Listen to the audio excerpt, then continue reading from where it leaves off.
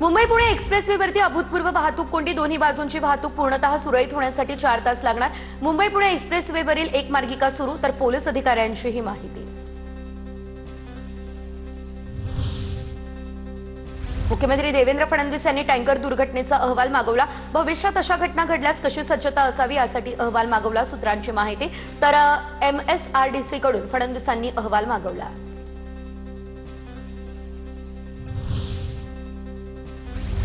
तर तिकडे Pune Mumbai एक्सप्रेसवेवरती gas tanker पलटी झाला। 20हून अधिक तासांपासून महामार्ग ठप्पच, 25 किलोमीटरपर्यंत वाहनांच्या रांगा, एकाच लेनवरून वाहतूक सुरू, हजारो प्रवासी अडकले। पुण्यातून मुंबईला जाणाऱ्या सर्व एसटी बसच्या फेऱ्या तात्पुरत्या रद्द। मुंबई पुणे एक्सप्रेसवेवरती वाहतूक कोंडी कायम असल्यानं प्रशासनाचा हा निर्णय। एसटी महामंडळाच्या अनेक बसेसही यामध्ये अडकून पडल्या।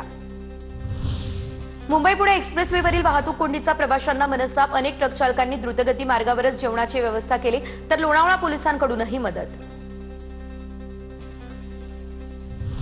वाहतुकीचा मुद्दा महत्त्वाचा आहे, मात्र जनतेच्या जीविताला धोका होऊ नये यासाठी सरकार योग्य ती खबरदारी घेत आहे। मुंबई पुणे वाहतूक कोंडीवर खासदार सुनील तटकरे यांचीही प्रतिक्रिया।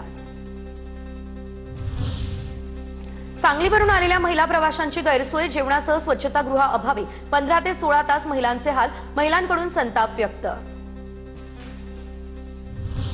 मुंबई पुणे एक्सप्रेसवेवरील गळती झालेल्या टँकरमधून गॅस ट्रान्सफर करण्याचं काम सध्या सुरू। गॅस टँकर उलटल्यानं मोठ्या प्रमाणात वाहतूक कोंडी झालेली।